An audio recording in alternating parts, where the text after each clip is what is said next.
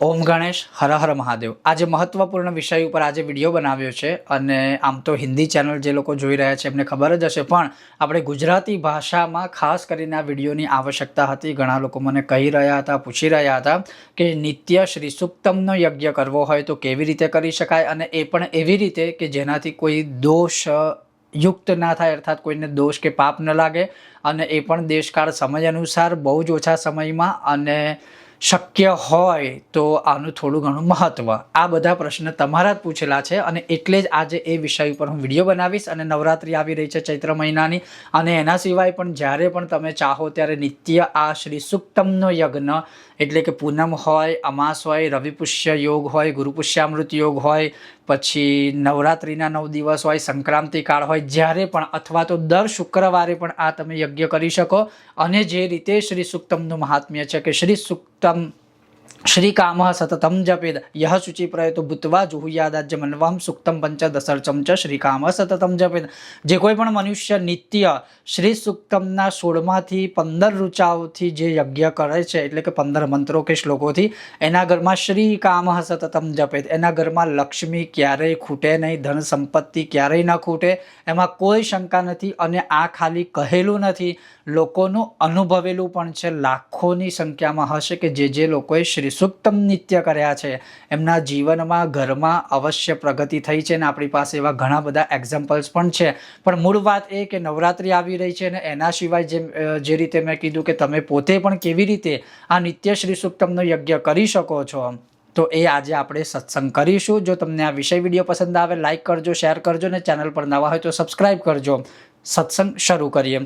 સર્વપ્રથમ એટલું યાદ રાખવું કે જ્યારે પણ તમે આ યજ્ઞ કરો તો તમારું મોઢું પૂર્વ દિશામાં કે ઉત્તર દિશામાં હોવું જોઈએ। એટલે કે આપણે બેઠા છે તો આપણું મોઢું પૂર્વ કે ઉત્તર દિશામાં, અથવા તો ઈશાન ખૂણાની સાઈડ આપણું મોઢું હોવું જોઈએ। બીજા નંબરમાં, આપણે આપણા જે નિત્ય આસન હોય એ આસન ઉપર બેસીને જ આ યજ્ઞ કરવાનું છે। ત્રીજા નંબરની અંદર જે કંઈ પણ યજ્ઞ માટે સામગ્રી જોઈએ, આમ તો મેં એવો યજ્ઞ આ તમારા બધા માટે સરળતાથી થઈ શકે એટલે એવો વિડીયોને આ બધી તૈયારી કરું છું કે જેમાં યજ્ઞ સામગ્રીની જરૂર જ નહીં પડે, ખાલી ગાય માતાના ઘીથી તમે યજ્ઞ કરી શકશો। તો આ એક મહત્વપૂર્ણ વિષય છે। પવિત્રતા જાળવી, ચાલુ યજ્ઞમાં બૂમાબૂમ ન કરવી, ક્રોધ ન કરવો, અને સ્પર્શાસ્પર્શ પણ ન કરવું। બીજું કે જ્યારે પણ આ યજ્ઞ કરે ત્યારે સ્વચ્છ કપડાં, સ્વચ્છ અને પવિત્ર કપડાં જો ધારણ કરેલા હોય તો વધુ સારું રહેશે। અન્યથા તમને કમ્ફર્ટેબલ હોય એ રીતે તમે આ વસ્ત્ર ધારણ કરીને યજ્ઞ કરી શકો છો। તો ચાલો હવે આપણે એ યજ્ઞની શરૂઆત કરીએ। સૌથી પહેલાં તમે એ જોઈ લો કે આ યજ્ઞ માટે કઈ સામગ્રીની જરૂર છે એ તમે હવે જોજો। તો સર્વપ્રથમ જ્યારે આપણે આ યજ્ઞ કરતા હોઈએ, ખાસ કરીને આ હવનની સામગ્રી વગર નિત્ય યજ્ઞ, એમાં નવરાત્રિ હોય અને સારા દિવસોમાં, તો ફક્ત 15 કે 20 મિનિટ એથી પણ ઓછા સમયમાં તમે નિત્ય શ્રી સુક્તમનો યજ્ઞ કરી શકો છો। હવે એના માટે જો સૌથી પહેલાં તો નાનકડો હવનકુંડ છે, એમાં મેં આ થાળી રાખેલી છે, એટલે કે તરભાણું રાખેલું છે એક સેફટી માટે કે નીચે ગરમ ના થાય, એની નીચે પણ મેં એક પૂઠા એટલે જે હાર્ડવુડ છે રાખેલું છે। બીજા નંબરમાં કે અહીંયા ગાય માતાનું નાનકડું છાણું છે, એની ઉપર મેં આ એક આપણે રૂની વાટ રાખેલી છે ઘીવાળી। તો આ શું પ્રોસેસ છે એ તો તમે આગળ જોવાના જ છો, પણ હું આમાંથી જ આખો શ્રી સુક્તમનો જે યજ્ઞ છે 15 ઋચાઓનો એક પાઠ એ કરીશું। મેં થોડું ઘણું ઘી આમાં લીધું છે, ને એટલું જ લીધું છે કે જેટલું એક યજ્ઞમાં વપરાઈ શકે। જો વધારે હશે તો હું કન્ટિન્યુઅસ યજ્ઞ મારા યજમાનો માટે જે રીતે કરું છું એ કરીશ, પણ આપણે પ્રયત્ન એટલો કરવાનો કે જેટલું જરૂર હોય એટલું જ લેવું, જેથી કરીને આપણે કોઈ દોષના ભાગી ના બનીએ, અને જે વધે ઘી એ પાછું વાસી કરીને પાછું બીજે દિવસ યજ્ઞ કરવો, બને ત્યાં સુધી એવું ન કરવું, અને વધે છતાંય તો આપણે દીવાની અંદર ચોખ્ખું કરીને વાપરી લેવું। પછી અહીંયા છેલ્લે આરતી માટે કર્પૂર છે, તમે જોઈ શકો છો। અહીંયા આચમન માટે, વિનિયોગ માટે તાંબાના લોટામાં પાણી છે, અને વિનિયોગનું જળ મૂકવા માટે એક તરભાણું સાઈડમાં છે। અહીંયા દિવાસળીની પેટી છે અગ્નિ પ્રજ્વલન માટે। અને જ્યારે આપણે આ શરૂઆત કરીએ તો મંદિર સામે બેસીએ કે ગમે ત્યાં બેસીએ, અને સમટાઈમ્સ એવું માની લો કે આપણે કદાચ કોઈ એવી જગ્યાએ છે કે જ્યાં દીવો કે ધૂપ ન થઈ શકે, તો કેવળ યજ્ઞ પણ આપણે કરી શકાય સૂર્યનારાયણ ભગવાનની સાક્ષીમાં। પણ જ્યારે આપણે ઘરમાં જ આ યજ્ઞ કરીએ છીએ, ને એમાં ખાસ કરીને મંદિરની સામે, તો અવશ્ય તમે જુઓ કે દીવો ને ધૂપ મેં અહીંયા કરેલું છે। તો તમે આ જોઈ શકો છો, મેં દીપ અને ધૂપ કરેલું છે, ગાય માતાના ઘીનો દીવો છે અને ધૂપબત્તી છે। હવે યજ્ઞ આપણે કેવી રીતે કરીએ, આહુતિ કેવી રીતે આપવાની છે, હવે એ તમે જોઈ શકો છો।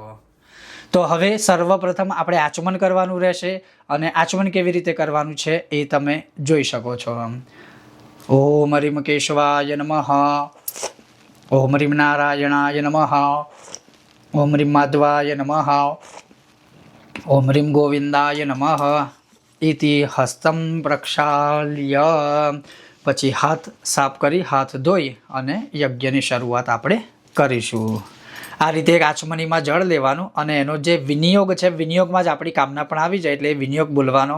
ઓમ શ્રી હિરણ્યવર્ણામ ઇતિ પંચદશર્ચસ્ય શ્રી સુક્તસ્ય આદ્ય મંત્રસ્ય લક્ષ્મી ઋષિઃ તદુત્તર ચતુર્દશ મંત્રાણમ આનંદ કર્દમ ચિક્લિતિન્દિરા સુતા ઋષયઃ જાત વેદોગ્નિર્દુર્ગા શ્રી મહાલક્ષ્મી દેવતા આદ્યાનામ તિસૃણામ અનુષ્ટુપ છંદઃ ચતુર્થ મંત્રસ્ય બૃહતિ છંદઃ વ્યંજનાની બીજાની સ્પર્શશક્તયઃ બિંદવઃ કીલકમ મમ અલક્ષ્મી પરિહારપૂર્વકમ દશવિધ લક્ષ્મી પ્રાપ્તિ અર્થમ શ્રી સુક્તે હોમે ચ વિનિયોગઃ. આ વિનિયોગ કરેલું જળ છે કોઈ પાત્રમાં છોડી દો અને પછી એ જળ કોઈ પવિત્ર જગ્યા પર વિસર્જિત કરી દેવાનું. હવે આપણે શરૂ કરીએ છીએ આ શ્રી સુક્તમનો યજ્ઞ. સૌથી પહેલાં આ રીતે અગ્નિનારાયણને પ્રજ્વલિત કરી દેવાના અને અગ્નિનારાયણને પ્રજ્વલિત કરી અને એક નાનકડો ટુકડો લેવાનો, સહેજ અગ્નિવારો કરી અને અહીંયા નૈઋત્ય ખૂણામાં મૂકી એની ઉપર જળનું એક ટીપું મૂકી દેવાનું. એટલે આ જે નૈઋત્ય ખૂણામાં આપણે જે ક્રાવ્યદ નામનો જે રાક્ષસ છે એનું જે શાસ્ત્ર પ્રમાણે પ્રમાણ છે એનો ત્યાગ કરીને પહેલાં એને આપણે આ અગ્નિ પ્રદાન કરી. પછી 3 વખત હવનકુંડની ઉપર આ રીતે અગ્નિનારાયણની સાથે પ્રજ્વલિત દીપ સાથે આમ ગોળ ગોળ ફેરવવાનું. ઓમ અગ્નિકુંડો પરિત્રિવારમ ભ્રામયિત્વા ભ્રામયિત્વા ભ્રામયિત્વા પ્રવિશ્ય. પછી આ રીતે અગ્નિનારાયણ સહિત આ રીતે મૂકી દેવાનું છાણાની સાથે. બોલો યજ્ઞ નારાયણ દેવ કી જય. અને પછી આ રીતે જે છે બધા અંદર જે ટુકડા છે છાણાના ગોઠવી દેવાના અને પછી આપણે આહુતિ શરૂ કરવાની. પછી આપણે ગણપતિ દાદાની ખાલી મંત્રની 5 આહુતિ આપવાની. ઓમ ગંગ ગણપતયે નમઃ સ્વાહા, ઓમ ગંગ ગણપતયે નમઃ સ્વાહા, ઓમ ગંગ ગણપતયે નમઃ સ્વાહા, ઓમ ગંગ ગણપતયે નમઃ સ્વાહા. પછી હવે આપણે શ્રી સુક્તમની એક આહુતિથી આપણે જે હવન કરીએ છીએ એની શરૂઆત કરીએ. ઓમ હિરણ્યવર્ણામ હરિણીમ સુવર્ણ રજતસ્રજામ ચંદ્રામ હિરણમયીમ લક્ષ્મીમ જાતવેદોમ આવહ સ્વાહા. ઓમ તમ્મ આવહ જાતવેદો લક્ષ્મીમનપગામિનીમ યસ્યામ હિરણ્યમિન્દેયમ ગામશ્વમ પુરુષાનહમ સ્વાહા. ઓમ અશ્વપૂર્વામૃતમદ્યામ હસ્તિનાદ પ્રબોધિનીમ શ્રિયમ દેવીમુપહવયે શ્રીર્મા દેવી જૂષતામ સ્વાહા. ઓમ કાંસોસ્મિતામ હિરણ્યપ્રાકારમ આર્દ્રામ જલંતીમ તૃપ્તામ તર્પયંતીમ પદ્મે સ્થિતામ પદ્મવર્ણામ તામ્યોપહવયે શ્રિયમ સ્વાહા. ઓમ ચંદ્રામ પ્રભાસામ યશસા જ્વલંતીમ શ્રિયમ લોકે દેવજુષ્ટામુદારામ તામ પદ્મિનીમિમ શરણમહં પ્રપદ્ય અલક્ષ્મીર્મે નશ્યતામ ત્વામ વૃણે સ્વાહા. ઓમ આદિત્યવર્ણે તપસોધિજાતો વનસ્પતિસ્તવ વૃક્ષોદ બિલ્વઃ તસ્ય ફલાની તપસાનુદન્તુ માયાંતરાયશ્ચ બાહ્યા અલક્ષ્મીઃ સ્વાહા. ઓમ ઉપૈતુ મામ દેવસખઃ કીર્તિશ્ચ મણિના સહ પ્રાદુર્ભૂતો સુરાષ્ટ્રેસ્મિन् કીર્તિમૃદ્ધિમ દદાતુ મે સ્વાહા. ઓમ ક્ષુત્પિપાસમલમ જ્યેષ્ઠમ અલક્ષ્મીમ નાશયામ્યહમ અભૂતિમ અસમૃદ્ધિમ ચ સર્વાં નિર્ણુદ મે ગૃહાत् સ્વાહા. ઓમ ગંધદ્વારામ દુરાધર્ષામ નિત્યપુષ્ટામ કરેશણીમ ઈશ્વરીમ સર્વભૂતાનામ તામિહોપહવયે શ્રિયમ સ્વાહા.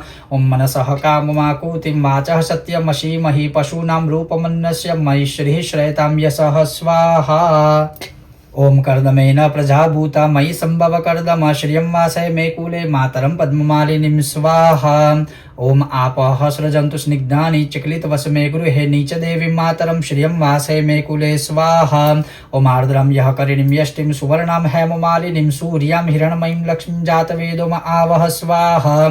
ઓમ આર્દ્રમ પુષ્કરિણીમ પુષ્ટિમ પિંગલામ પદ્મમાલિનીમ ચંદ્રામ હિરણમયીમ લક્ષ્મીમ જાતવેદોમ આવહ સ્વાહા. ઓમ તામ્મ આવહ જાતવેદો લક્ષ્મીમનપગામિનીમ યસ્યામ હિરણ્યમ પ્રભૂતમ ગાવો દાસ્યોશ્વાન્મિન્દેયમ પુરુષાનહમ સ્વાહા. પછી આ રીતે જ્યારે આ આહુતિ અહીંયા પૂર્ણ થઈ ગઈ, સરસ મજાનું એક જ પાઠની. એના પછી પ્રાયશ્ચિત માટે આપણે ઓમ નમો ભગવતે વાસુદેવાય મંત્રની 12 આહુતિ આપીશું, જેથી કદાચ આપણાથી કોઈ ભૂલચૂક થઈ ગઈ હોય તો આપણને ભગવાન ક્ષમા કરે. ઓમ નમો ભગવતે વાસુદેવાય સ્વાહા. ઓમ નમો ભગવતે વાસુદેવાય સ્વાહા. ઓમ નમો ભગવતે વાસુદેવાય સ્વાહા. ઓમ નમો ભગવતે વાસુદેવાય સ્વાહા. ઓમ નમો ભગવતે વાસુદેવાય સ્વાહા. ઓમ નમો ભગવતે વાસુદેવાય સ્વાહા. ઓમ નમો ભગવતે વાસુદેવાય સ્વાહા. ઓમ નમો ભગવતે વાસુદેવાય સ્વાહા. ઓમ નમો ભગવતે વાસુદેવાય સ્વાહા. ઓમ નમો ભગવતે વાસુદેવાય સ્વાહા. ઓમ નમો ભગવતે વાસુદેવાય સ્વાહા. ઓમ નમો ભગવતે વાસુદેવાય સ્વાહા. આ રીતે 12 આહુતિ આપી દેવાની. અને પૂર્ણાહુતિ વગર ક્યારેય કોઈ યજ્ઞ પૂરો ના થાય, એટલે પૂર્ણાહુતિ પણ તમને સંક્ષિપ્તમાં કહીશ કે આ રીતે સર્વામાં થોડું ઘી લેવાનું અને એક મંત્ર એટલે કે ઓમ શ્રીમ હરીમ શ્રીમ કમલે કમલાલયે પ્રસીદ પ્રસીદ. શ્રીમ હરીમ શ્રીમ ઓમ મહાલક્ષ્મી નમઃ સ્વાહા. શ્રી મહાલક્ષ્મી માત કી જય. એના પછી વસોરધરા માતા છે, જેના વગર ક્યારેય કોઈ યજ્ઞ પૂર્ણ ના થાય, એટલે આપણે એક જ પ્રાર્થનાથી ઓમ શ્રી વસોરધરા દેવ્યય નમઃ સ્વાહા. બસ અહીંયા આ યજ્ઞ પૂર્ણ થઈ ગયો. શ્રી વસોરધરા માત કી જય. શ્રી લક્ષ્મીનારાયણ દેવ કી જય. પછી આચમનીમાં આપણે પાછું જળ લેવાનું અને જે વિનિયોગ કર્યો હતો સંકલ્પ પ્રમાણે તો આપણે પ્રાર્થના કરવાની કે હે લક્ષ્મીનારાયણ દેવ, આ જે મેં યજ્ઞ કર્યો છે મારાથી કોઈ ભૂલચૂક થઈ ગઈ હોય તો ક્ષમા કરજો, ને આ યજ્ઞ હું તમને અર્પણ કરી રહ્યો છું અથવા કરી રહી છું, તેનો તમે સ્વીકાર કરજો. એ જળ પછી આપણે તરભાણામાં મૂકી દેવાનું, પછી કોઈ પવિત્ર જગ્યા પર વિસર્જિત કરવાનું. હવે આ રીતે તમે નિત્ય યજ્ઞ સદૈવ કરી શકો છો. અને પછી આ યજ્ઞ થાય પછી આખું છાણું જ્યારે ભસ્મીભૂત થઈ જાય એટલે કે ભસ્મ થઈ જાય, એને તમે એક કોટનના કપડામાં ચારી એની ભસ્મ રાખી શકો છો, ભેગી કરી શકો છો, શિવજી ઉપર ચડાવી શકો છો. તમે પોતે પણ એની ભસ્મનો ચાંદલો કરી શકો છો. બીમારી આદિ કંઈ હોય તો થોડી ઘણી ચપટી પાણીમાં રાખી અને એ પી શકો અથવા તો કોઈને પીવડાવી પણ શકો છો. કહેવાનો અર્થ છે કે તમે નિત્ય આ રીતે યજ્ઞ કરી શકો. બહુ કરે તો 15 કે 20 મિનિટમાં તો તમે આખો યજ્ઞ પૂર્ણ કરી શકો છો. હા, ફરીથી કહીશ કે શાસ્ત્ર પ્રમાણે આખું એક પદ્ધતિ અલગ હોય છે, નિત્ય યજ્ઞની પદ્ધતિ અલગ હોય છે, પણ આ બધાની સરળ સુવિધા માટે મેં સરસ મજાનો યજ્ઞ બનાવ્યો છે. ને એવી અપેક્ષા રાખું છું કે આપ સૌને આ વિષય વિડીયો ખૂબ જ ગમ્યો હશે. તમે પણ જો આવો યજ્ઞ કે આવું કાંઈ કરો તો જરૂર મારા વોટ્સઅપ નંબર ઉપર શેર કરી શકો છો ફોટો કે વિડીયો. ખૂબ જ જલ્દી પાછા આપણે હવે મળીશું. તો શરૂઆતમાં મેં કીધું એમ કે પછી આપણે કર્પૂરથી આરતી કરી દઈશું. ના કરીએ તો પણ ચાલે, પણ 2 બોલ આપણે કરી દઈએ તો પ્રાયશ્ચિત સ્વરૂપે કોઈ પણ દોષ લાગે નહીં.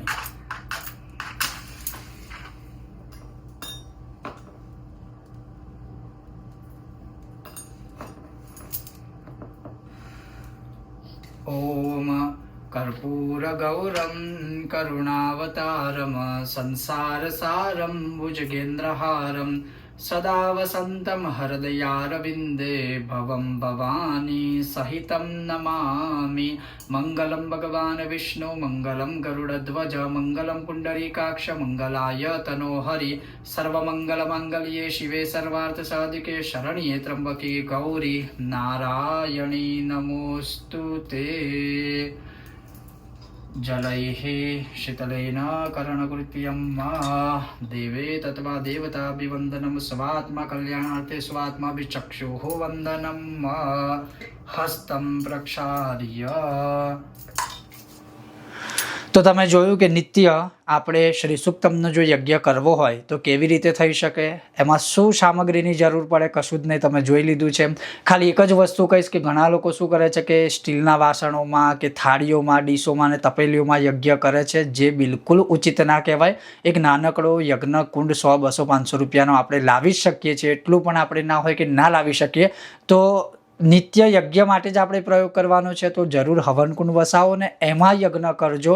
અને જરૂરથી તમારો અનુભવ છે, હું કહું છું કે 3 મહિના, હું તમને 3 મહિના કહું છું, 3 મહિના સુધી પ્રોપર ઉચ્ચારણ બધું સારું રાખી અને આચરણ કરો ને પછી તમારો અનુભવ શેર તમે કરજો. તો ખૂબ જ જલ્દી મળીશું નવા વિષયના વિડીયો સાથે. ત્યાં સુધી તમે જોતા રહો આ જ રીતે. ચાલો સત્સંગ કરીએ મારી સાથે. ઓમ ગણેશ હર હર મહાદેવ.